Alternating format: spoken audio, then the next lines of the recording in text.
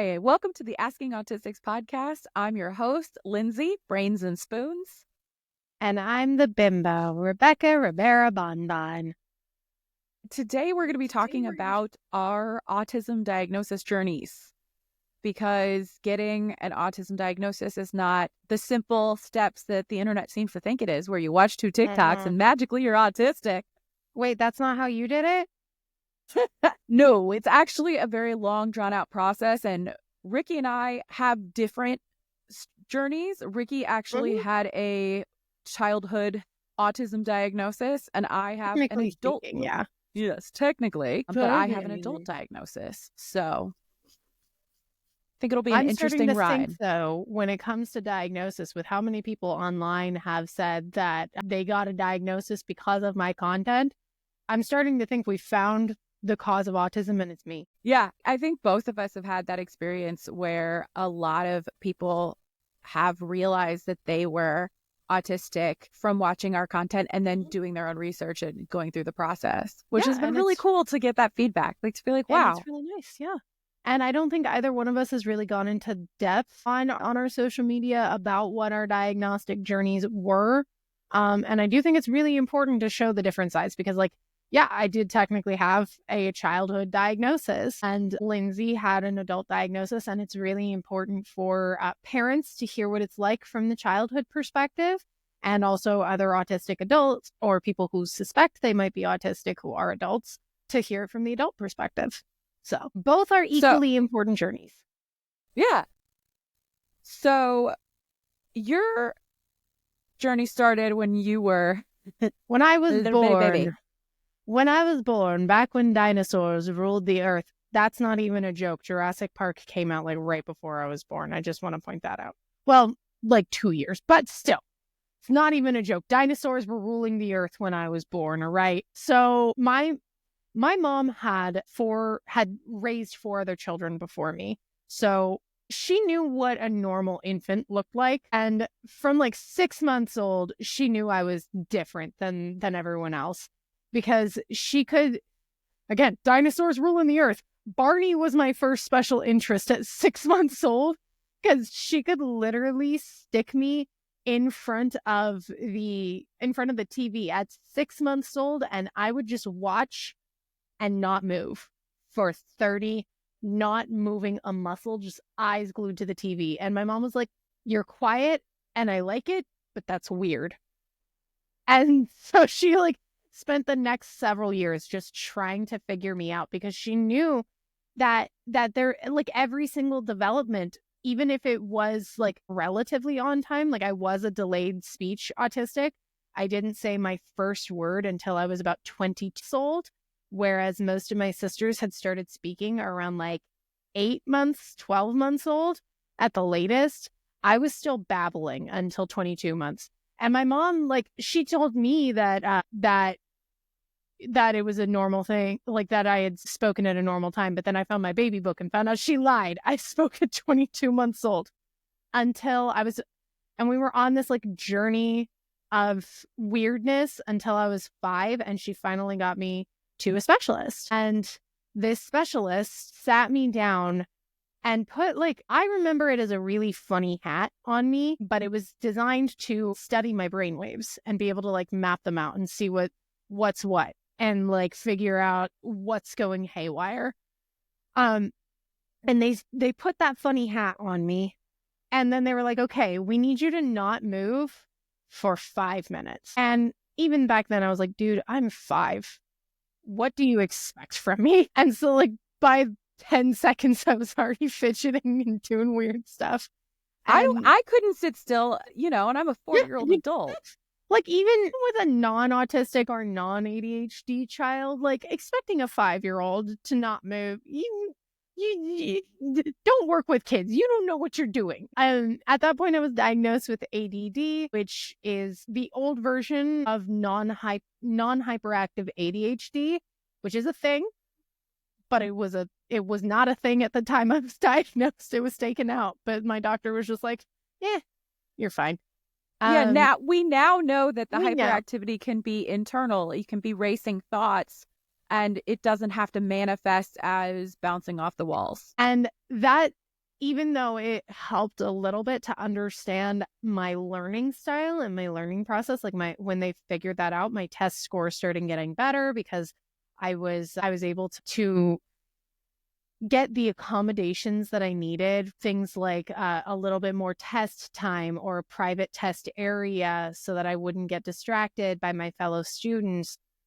It didn't fix everything. My mom still was trying to hold me back because socially I was still so delayed. I did not have a lot of friends. I couldn't really make friends.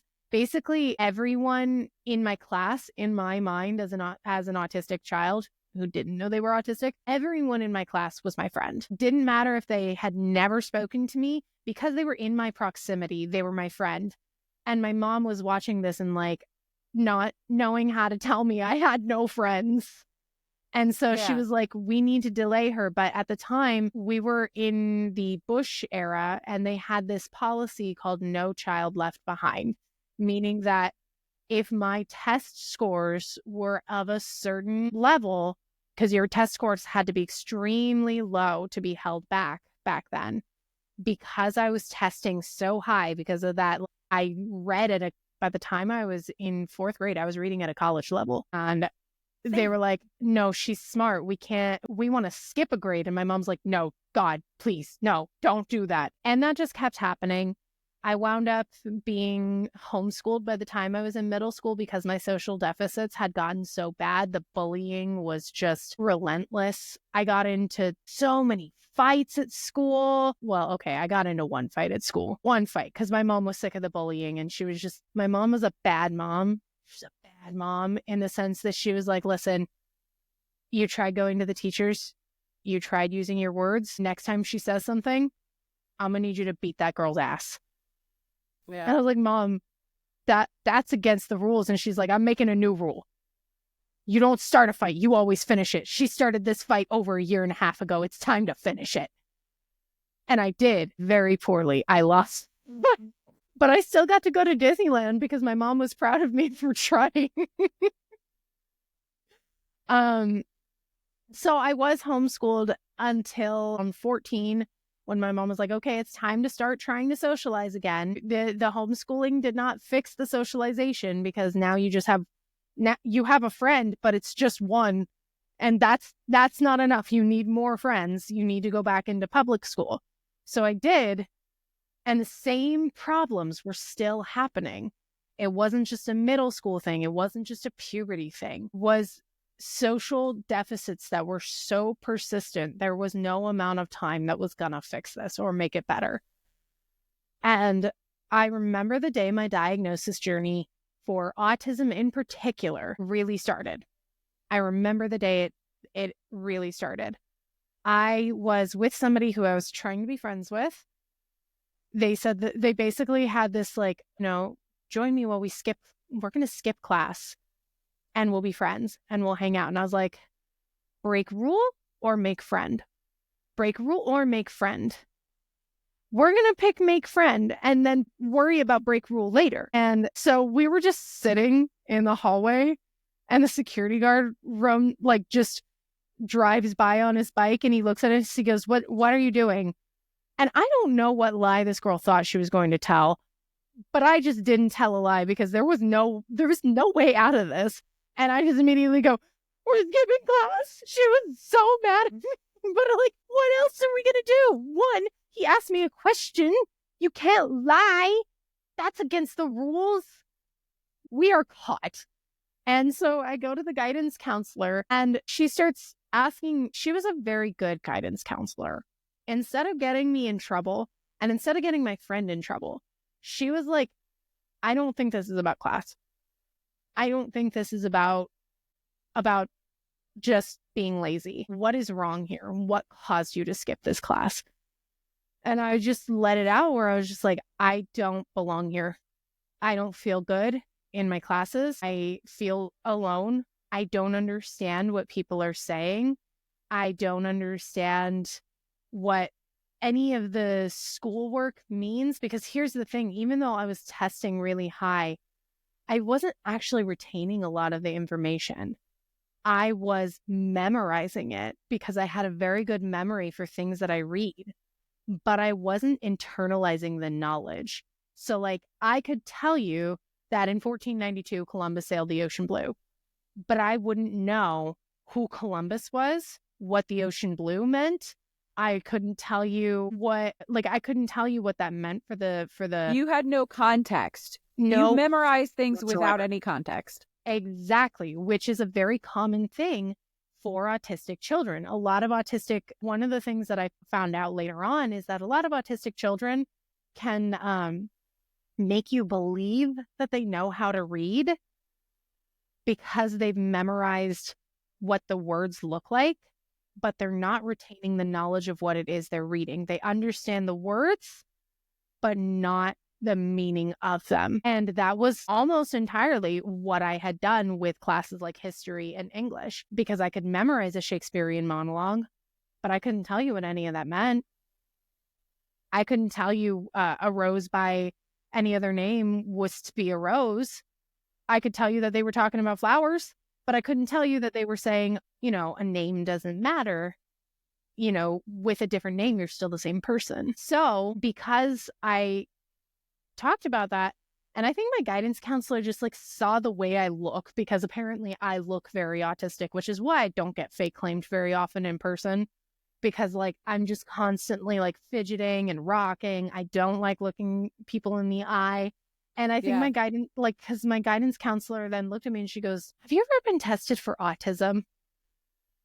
And at this point, it's about 2009. I had never even heard of the word autism. I'd never heard it in my entire life. And we then went on an entire journey for like the next year and a half of going to specialist after specialist after specialist. And they gave me all these IQ tests. They gave me all of these like assessments that I was reading words, didn't understand what they meant. And they were just like, answer this stuff as honestly as you can. If you go to a party, what are you doing? Are you more likely to sit out away from everybody? Or are you going to be in the life of the room? And I just didn't know how to answer that, because I was like, I never get invited to parties. So how am I supposed to know?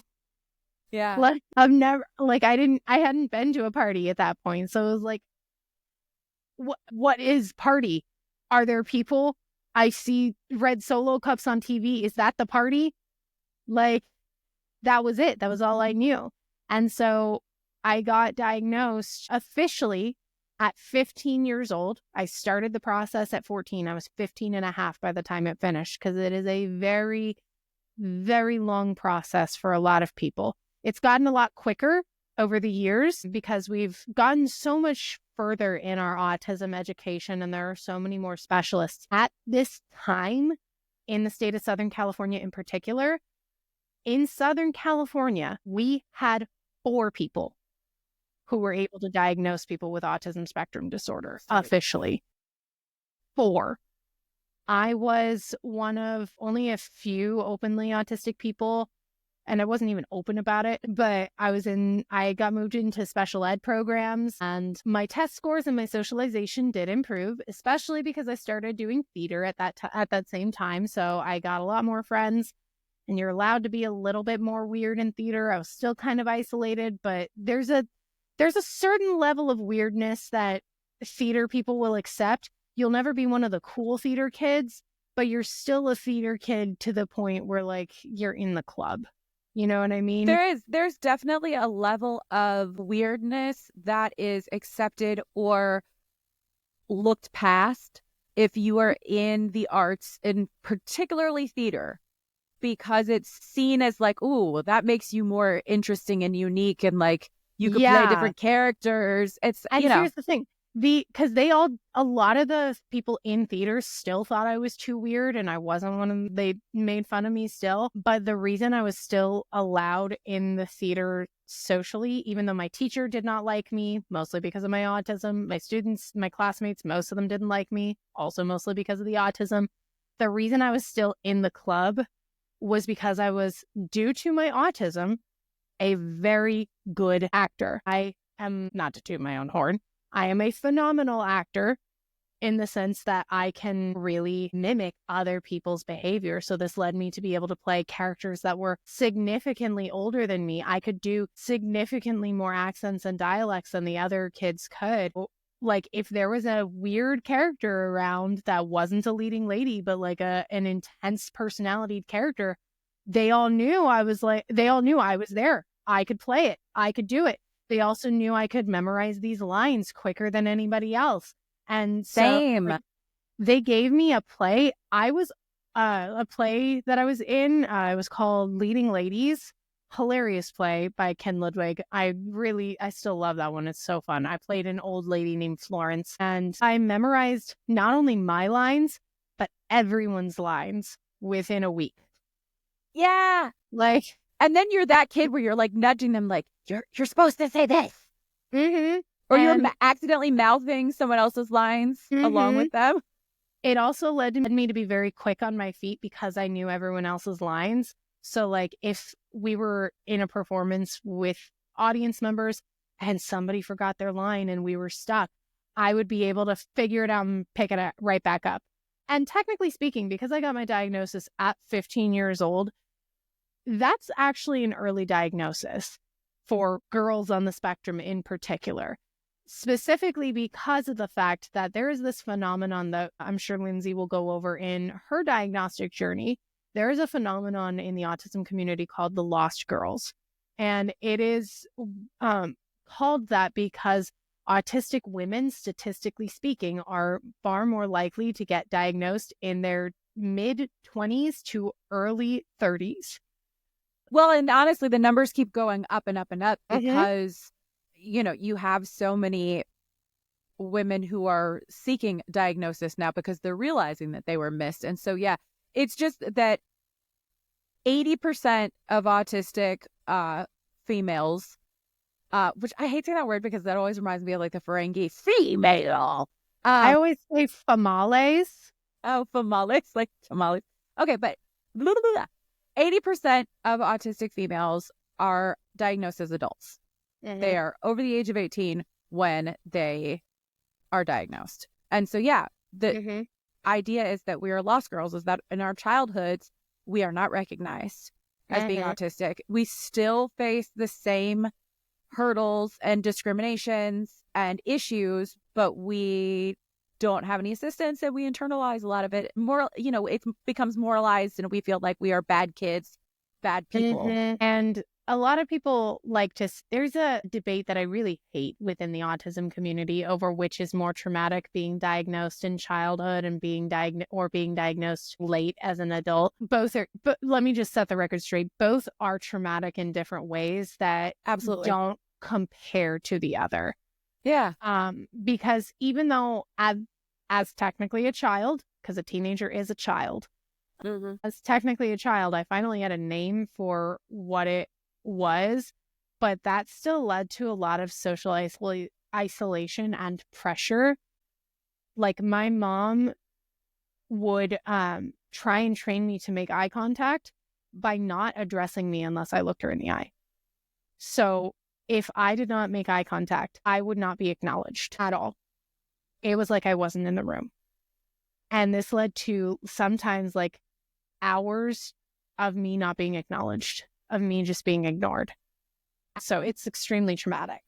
It is traumatic. And I think that's the thing that folks may not realize is like, even if you are not put through official behaviorism, like whether the program it is, or it's something through school, or it's your parents' discipline style, just because it's not called ABA or it's not called behaviorism, it doesn't mean that it's not structured in a very behaviorist way. Because it really was. I have a stim. I can't do it right now because I'm a little broken at the moment. I sprained my arm, possibly fractured it earlier this week in a scooter accident. Don't learn to fly on a scooter, kids. It doesn't work. But I have this stim where I would play with my hair, and I would do it all the time as a kid. And I would just like put it in a ponytail and run my fingers through it. And my mom would basically do quiet hands with me.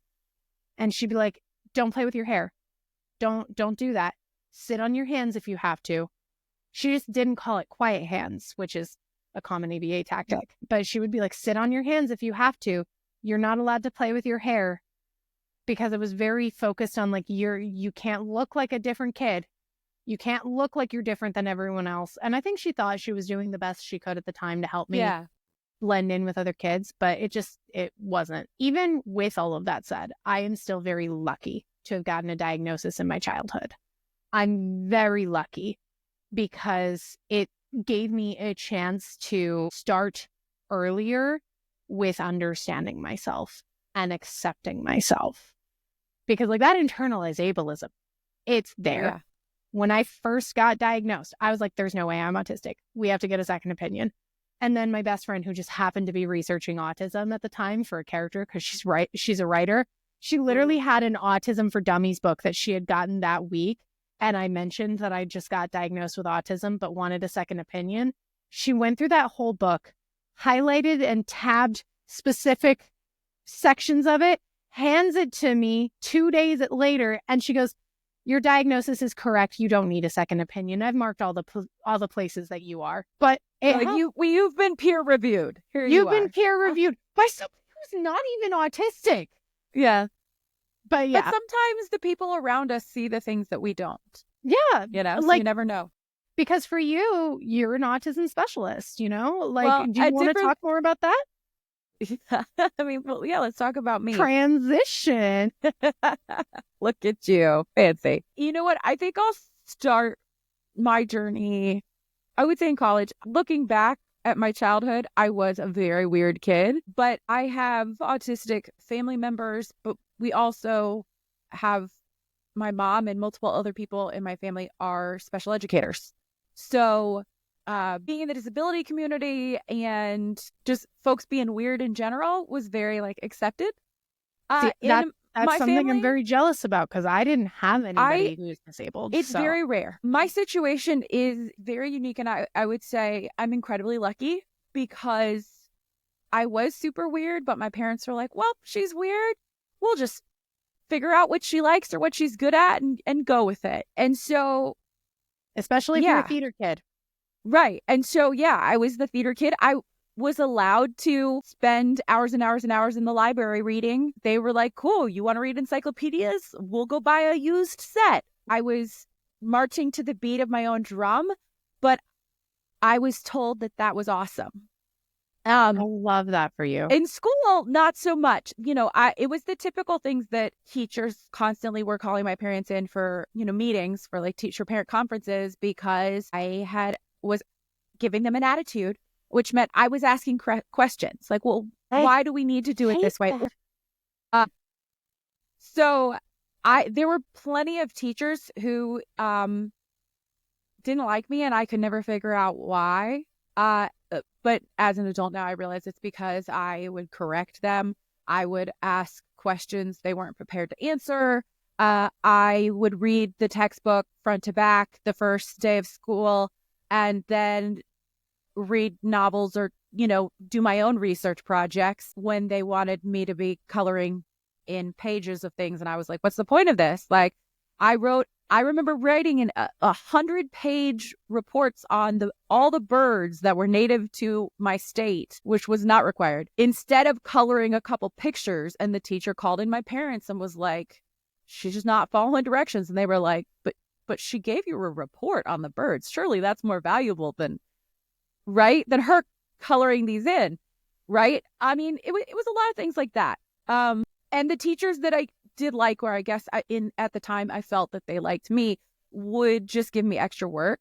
They'd be like, okay, they realize okay, well, when everybody else is coloring, Lindsey, you can build a model of whatever we're learning, or go do your own science project. Cool. Stay busy. Build a Corvette out of popsicle sticks. Right. They were like, go get out of my way. Or they would put me with kids that had learning disabilities, and I would be their tutor. That was quite common, where it was like, okay, this child doesn't have the skill set for this, or the language for this, or maybe they're dyslexic, whatever it may be, and the school didn't have funding to help them. So they were like, all right, Lindsey, you're just going to be such and such's partner. And basically, I became a teacher because that was the expectation for me, was like, okay, well, you're going to teach the other kid. It was like, okay, we've got you who's already finished the entire curriculum, and then this kid is struggling. And so now is your responsibility. So that was very common for me. And that what I know now is a archetype of autism called the little professor. A lot of people late in life diagnosed autistic people share some of those characteristics. My dad used to call me the absent-minded professor. Yeah. So anyway, that's just a little bit of my childhood. I also dealt with the bullying and things, but I had very supportive, wonderful parents. And that's what makes me luckier than most autistic people that I know. But in college, I had several people like in my dorm come to me and they're like, hey, for my class, my professor wants us to give people an assessment, which, by the way, so unethical. This should never have happened. But for some reason, back in the day, this professor did this. But you were supposed to go give an assessment to somebody that you think was undiagnosed for something. Like such a bad project. This was 2 different people in that class immediately thought of me. And then they both were like, I want you to take these tests. So I did. And then I was like, wow, okay, this says I have ADHD. And so I called my mom and was like, hey, so people had me take all these tests and I think I might have ADHD. She said, oh, yeah, we had you tested as a kid, but they told us not to tell you and stuff. So like, that's why she's like, so that's why like we use Post-it notes and stuff at home, honey. No, but I'm not angry with them, honestly, because that really was the case especially in the late 80s and then in the 90s. Psychologists.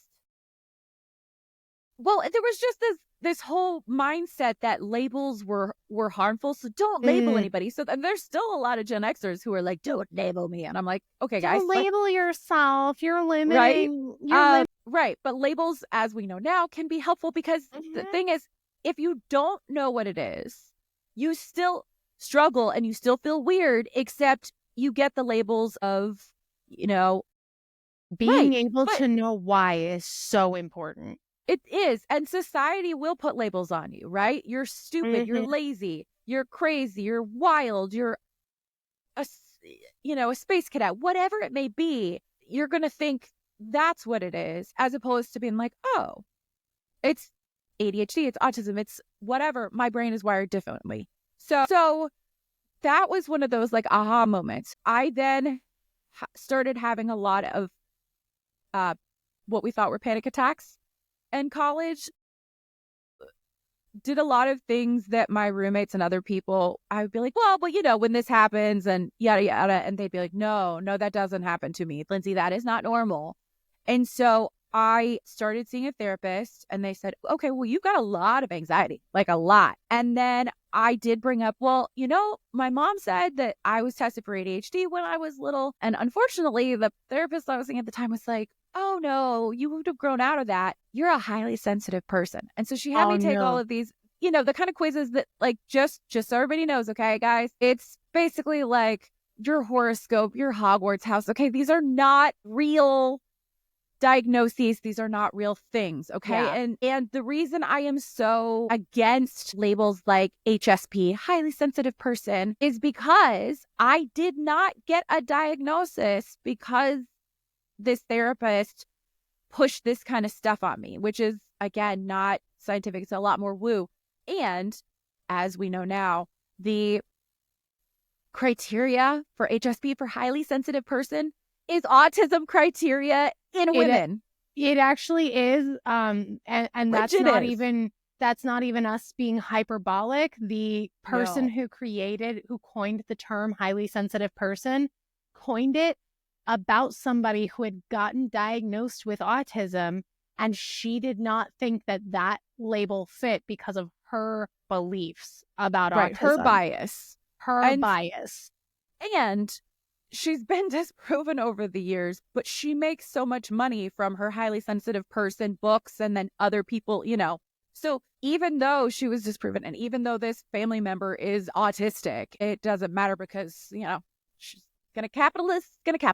So I went for many years just being like, okay, I guess I'm just real sensitive and real weird and really emotional with no answers and no like coping skills or community and stuff.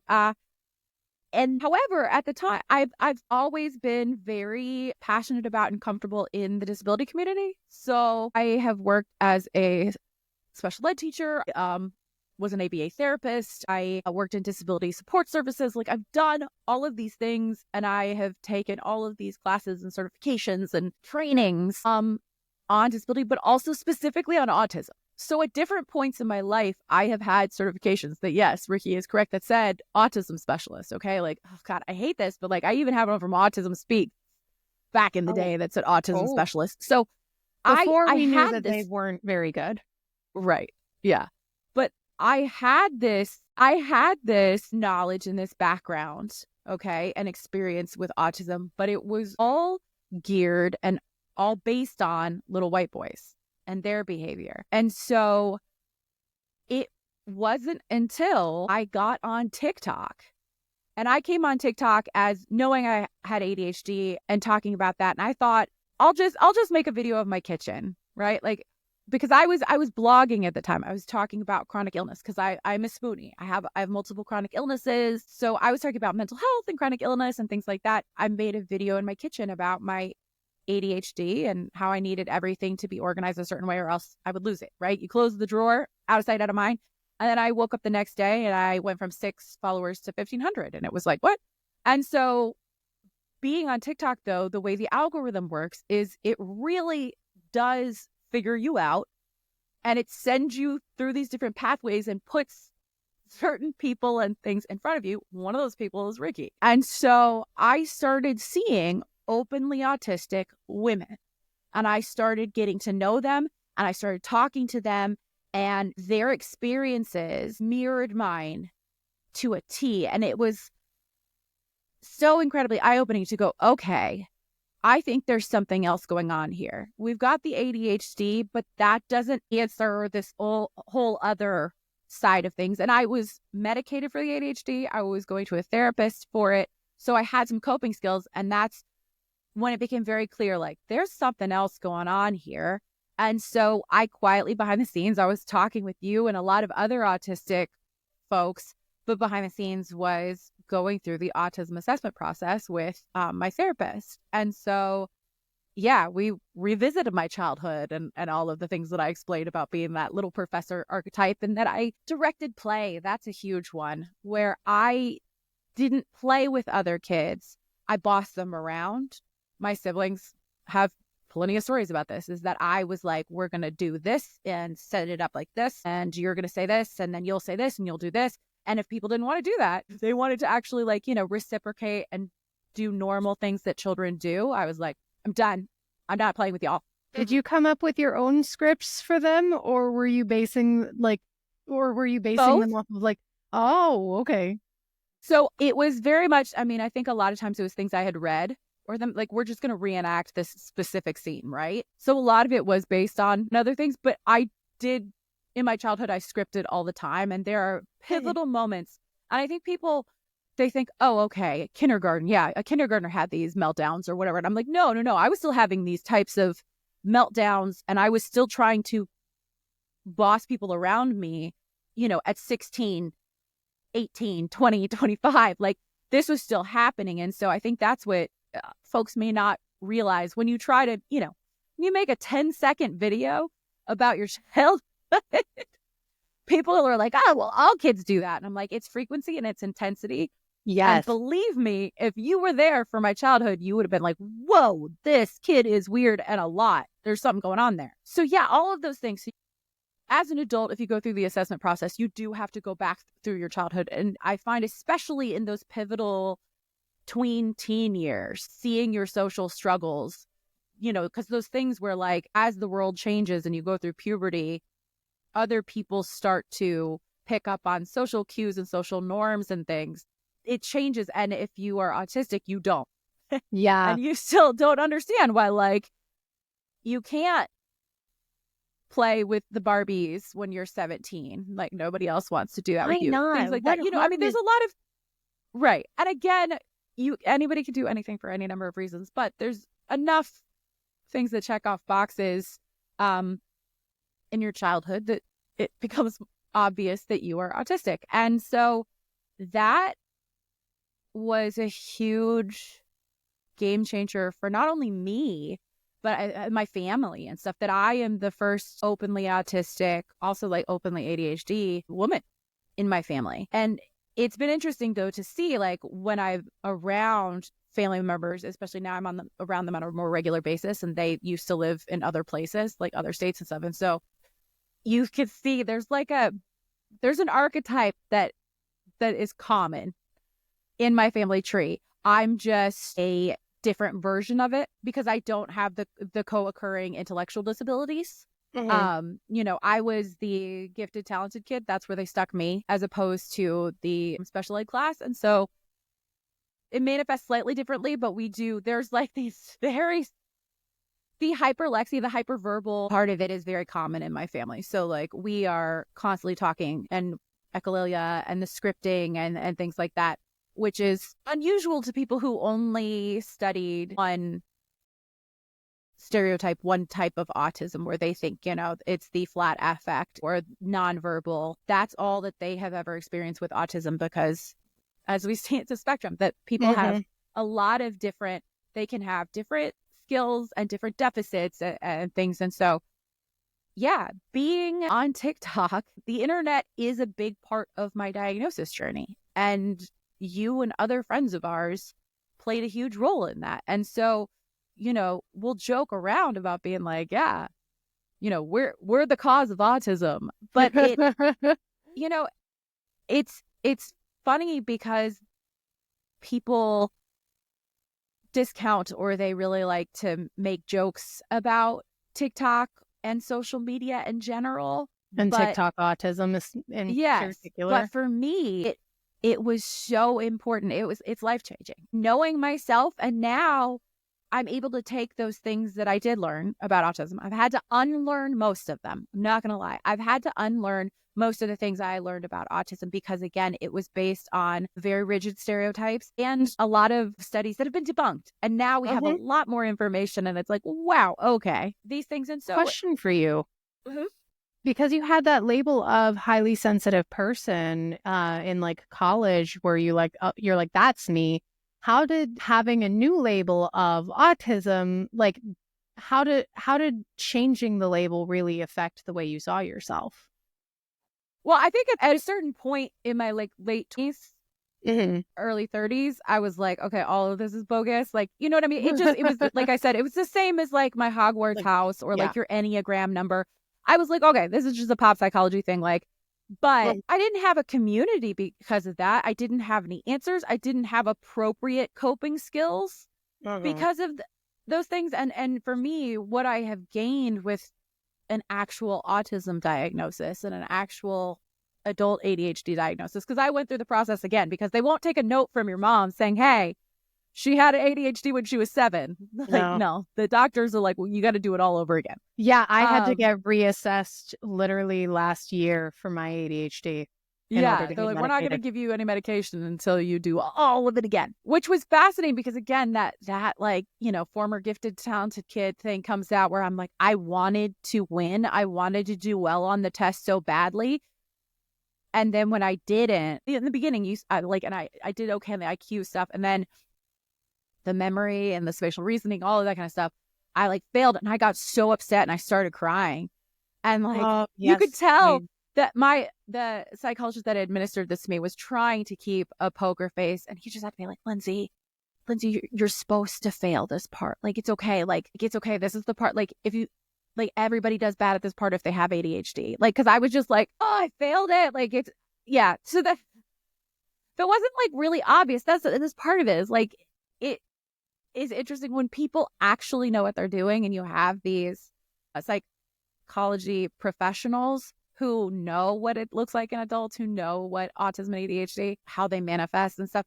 For them, they're just sitting there trying not to laugh or trying not to, like, give it away. Like, sweetie, like, you are so autistic. You are so ADHD. It's like, that thing where, like, when you know us in person, we very rarely get fake claimed, because they're seeing more than just what we present online. They see us like in our spaces, in our day-to-day lives. Like, and even though sometimes sometimes I gaslight myself, and I'm like, am I really autistic? And if I say that in front of my partner, he's like, yes, You are. Yeah.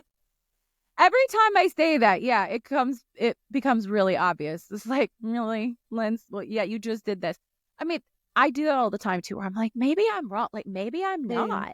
But it's then every roommate, everybody who knew me in middle school, my family members are like, yeah, no, yeah, you are. It's right. It's like, it's that peer reviewedness. Again, how did, because I know for me, being able to like label the things that were quote unquote wrong with me, being able to label those as autism and understand myself, that really helped my personal relationships with people. How did that affect your adult relationships? Because it's like it's a whole other thing when you're a grown up, like, than when you're a kid. I mean, because this has only been in the last few years, like I still process it. Like you will be processing all these emotions Your whole and life. discoveries. Yes. Yeah. You'll be It's a lifelong journey. You'll be at 40 years old calling your mom up going, "Oh my gosh, did you know about this?" And she's like, "That makes so much sense. Yeah. That would be the autism when you were 7. Okay." So you'll just be it's like going back and watching a movie once you know the twist ending. Okay, that's what it feels like. It's like now that you know that he sees dead people, you're like, oh, everything that's makes sense. it. That one. Yeah. So it's that kind of, you're looking back through your life through a whole new lens. And I think it's mostly fascinating. For me, because I am so lucky to have caring, compassionate family members, I don't have that added burden of like animosity or bitterness that I definitely have that. that some of my friends deal with, and that's a whole nother thing that they're hopefully dealing with in therapy. It's the trauma that makes us funnier.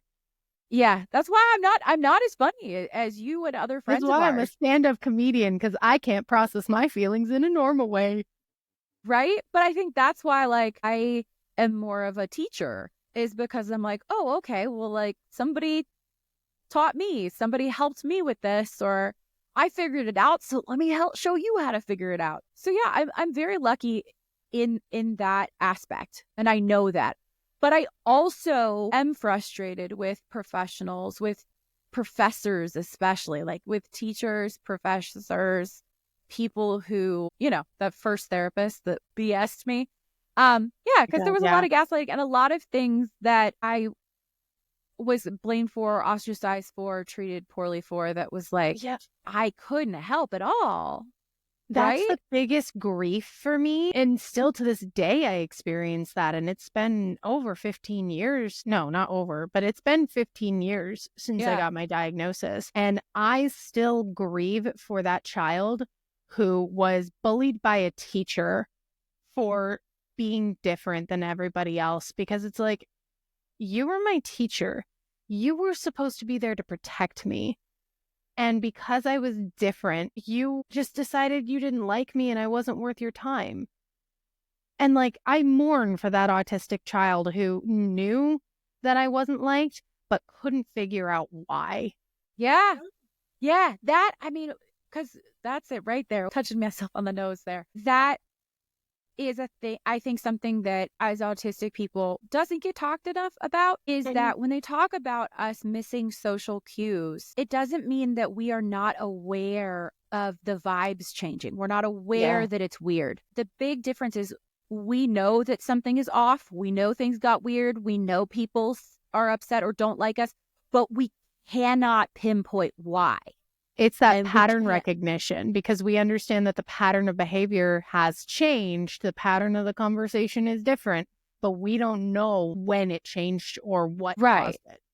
What caused it. And then when you ask questions like, why do you treat me like this, but you treat this person like this? Adults, especially teachers and professors, are like, what the hell is wrong with you? Like, why would you say that? Or like, and they won't admit that they do it either. Right. You never get the response you want, which is just a clear, like, okay, here's where you went wrong. And that could be seen as dismissive or condescending or whatever. So probably use different language next time, which God, I'm so thankful. I have very few in IRL friends. Okay. Most of my Same. friends are online. I am at that point now where part of that is COVID and the world has changed. Society has changed. I will never be in crowded, large group things ever again because of my compromised immune system. But I also have found all of these wonderful autistic friends, adults who just like get things. Like if I say something, I'm not immediately judged for it. Like y'all will help me unpack things. We will help each other with different support needs that may not be as obvious to allistic outside people. So we do this with each other. We'll be like, okay, so I wrote this message and this is the response I got back from this person. I think something went wrong. Can we brainstorm and figure out what it was? And we do that for each other. And we go, okay, I think there is a social norm in your office place. And you did not meet that social expectation. And therefore things got weird. And we're like, I have mastered the professional shark you that I try and teach all of my autistic friends for basically how to say just shark off to a rude coworker in an email, because the way Aulistics do it is weird. And so like I've found that pattern. And so I always try and share that with my autistic friends. They'll know that you're saying shark off, but they can't say anything back because you're still being professional. So you're like, I figured out the code words, you guys. And we're like, oh, good. Tell us the code words, because we don't naturally gravitate that direction. As per my last email. But it's also things like adding the fluff to emails. Like that's a hard thing for me. Is I just had this moment with my friend that is my business partner. She handles emails for me because she's really good at like you said, it in the business professional talk and stuff. And my problem is that I don't have the capacity when it's me, like when I'm trying to, do like a company contacts me because I'm autistic and they want me to use their product or explain their service or whatever. I don't put fluff in my emails. I respond very like matter of fact, concisely, tersely. And then they're like, whoa, what's with the attitude from her? And I'm like, oh no. And I like can't do it. It's weird. And this is one of those things that like is part of my executive dysfunction. And I really, really struggle with. I failed classes in college because I couldn't write an email. And people were like, just do it. All you have to do is just write this one sentence and press send. And I'm like, I don't know how to explain to people. Like, it's like executive dysfunction is no it. Joke. Like people think that it's just laziness and that you're just like, and that you just don't want to. If you're experiencing executive dysfunction, it is not just that you don't want to do something. You desperately want to, but your brain physically will not let you. Yeah. And executive dysfunction is something that is so overwhelming, first of all, but also extremely common for autistic and ADHD people. There's slightly different reasons behind it, but it's something that like we both diagnose these both groups deal with. And so when you're the combo platter, things can be really difficult. When the autism and ADHD are just say like, hey, you want to get together and just shark up the entire day? Let's do it. It's like, can you guys not? This is not a 2 versus 1 thing. And then if you have another comorbidity on top of that, it's like, you're right. It's not. Like, let's make it a 3 versus 1. Right. You're like, now my body will physically fall apart too. Cool. Right. Yeah. And I think that's what's hard is that we've talked about this. We both have theater training. We both are considered high masking because we have learned to do all these things. And we've learned to like mimic people around us, characters from, those of Muppets. us who learned talked about that. Muppets. I learned how to make faces from Jim Carrey. So like, I'm a very facially expressive person. We are overly dramatic. And I think that's what that's the pendulum where you have the blank-faced, monotone autistic, but you also have the other side of that coin, which is the overly emotive to a point that we feel to holistics, to other people, they may go, wow, that's really fake. Like, you're over the top. You're too much. And I think it's, again, because we don't, like, we're either not enough or we're too much. And it's like that natural middle ground. We don't have it. I joked about this a while ago, but I said that my autism makes me feel like a person who was made by generative AI. Like, yeah, at first glance, I look the part, but you can always tell that something is off, and it's usually by the position of my hands. The fingers. No, but like, as a joke, that's a very messy joke, but that is a joke that I tell in my stand-up. It's just a joke.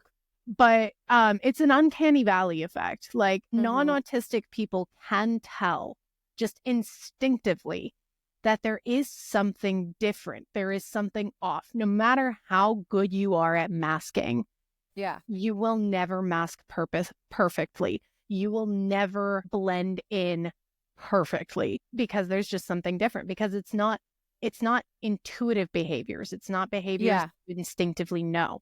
It's learned behaviors.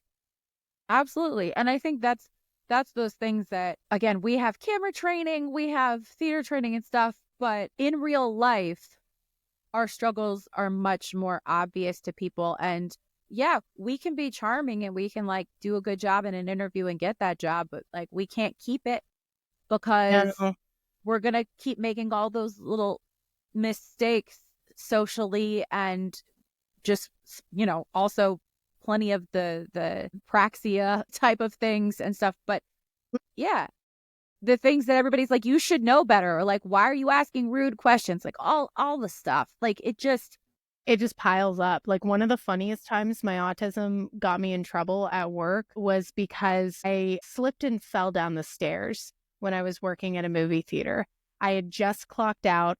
I slipped and fell, and I hop skipped down the stairs. It was like boom, boom, boom. I was walking like an old lady for like a month and a half, but I almost got in trouble for that at work because I didn't immediately report it. I didn't immediately go to them and be like, hey, I fell down the stairs, because one of the things that autistic people often experience is called an elopement.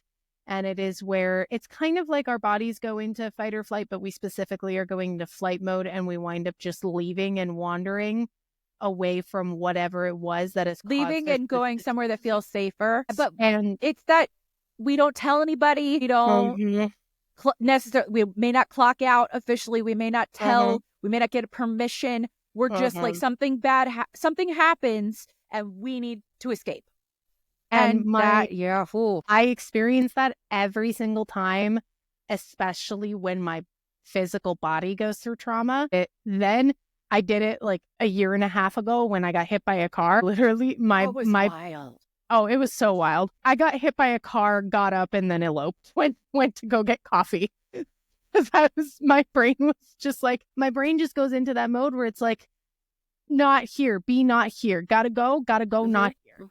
And so when I got back, because I also, again, autism, I had my routine. Whenever it was my day off at the movie theaters, I always came to see a movie. So I came to see a movie the next day because I had the day off. And I walk in, little old lady walk, where I'm like shuffling in, bent over. And my manager is like, what happened? Because she had seen the security footage of me bouncing down the stairs. And I was like, oh yeah, that happened. I didn't know what to do about it, so I left.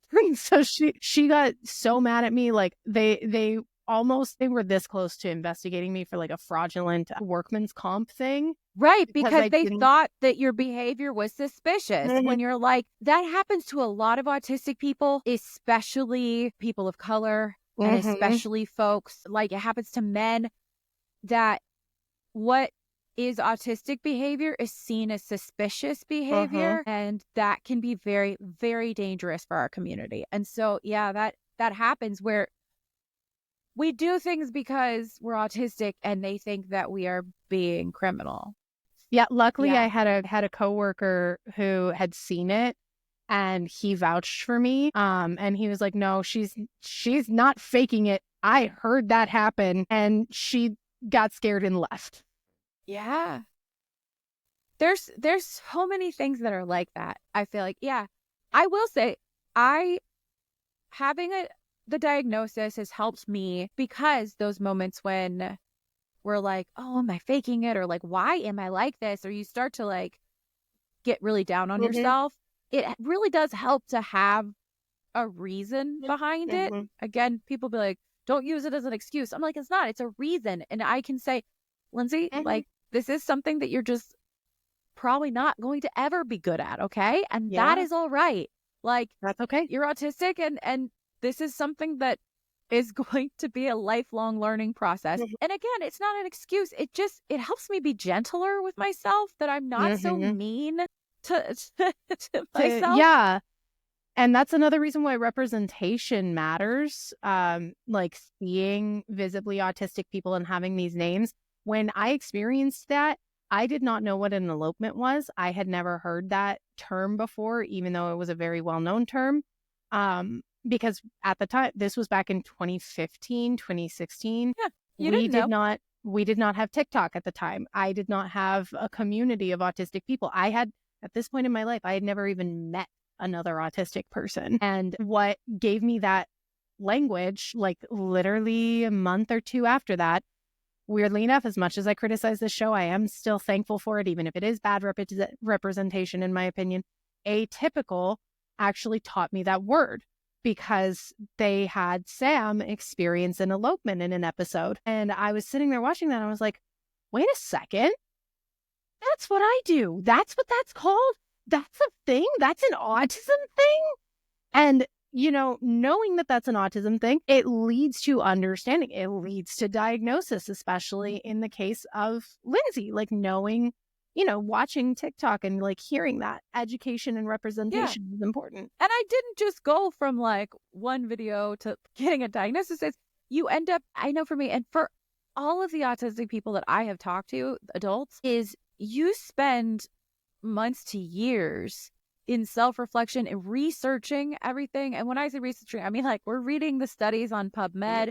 We are going out and getting the DSM, like finding, a digital copy of it. We're reading books by autistic authors. We're doing all of this work to get to the point where we're like, okay, I think I have enough evidence that I think I am autistic, and I think I could be right. I come in with a binder full of things to talk to the psychologist about, because this wasn't something that I took lightly. And again, like we've said, I still have imposter syndrome. I still have days where I'm like, am I really?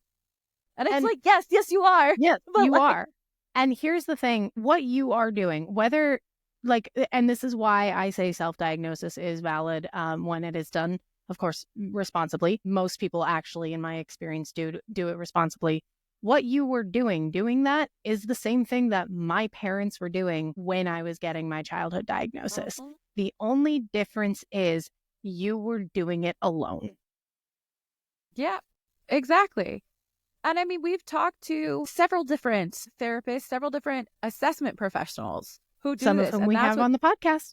Yes, that's what I was going to say. Well, when I say we were talking to them, it was on our podcast, that have verified that this is a responsible way of going about getting a diagnosis when you are no longer a child, and that is something that I think, more and more, and I think especially women and other people who are marginalized and were misdiagnosed or didn't receive a diagnosis at all. I think, more and more people are seeking this out. And I think that that's a good thing, because I agree. We're able to be in community with one another. We're able to help each other to, provide less judgment, to go, okay, I've done that too. I get it. Like, there's just a lot of clarity and relief that comes from knowing that you're not alone. And knowing that you're not the only person who's gone through things or struggled with things. And so that's why, whether you're able to get an official diagnosis or if you are still in the self-assessment, phase of life where you're building, your binder of data, being a part of the autism community and the neurodivergent at large community can be so, so helpful. And that's why, like, we want the different platforms to continue. I don't want to tell people what to do, right? Like, oh no, don't. Except for telling them to like and subscribe to our podcast. Right. Yes, that you should do. But when people are like, oh, okay, well, then the answer is to like quit TikTok or quit Meta or, stop going on the internet. And I'm like, no, I think the answer is to use these platforms as tools, as community opportunities, to use them ethically and responsibly. Use them in a different way than perhaps you were. Mm-hmm. I think for me, that's what's made a difference. And I see that changing lives and being a good thing every single day. And let me just say, whatever part of your diagnostic journey you are on, whether you are a childhood diagnosed autistic or like a parent getting their child diagnosed as autistic, or you are an adult realizing later in life, even if you're 94 years old, that you're autistic, your diagnostic journey is valid. No diagnostic journey is better than the other. You are getting diagnosed exactly when you need to be diagnosed, and it can only change your life for the better. Absolutely. On that note, thank you for being here and listening to us on the Asking Autistics podcast. I am Lindsey Brains and Spoons everywhere. And I am Rebecca Riki, Ribera Bonbon everywhere. And you can find Asking Autistics everywhere. Don't forget to subscribe, like, I don't know what other buttons there are, but you can push them all unless it's share like a it. bad one. Let's make a little code. Share this on your Blue Sky or your Threads. Yeah. Share your favorite dinosaur below. Yeah, share your favorite dinosaur. Let's go extra autistic. And no one will know what we're talking about until they watch. Okay. Bye.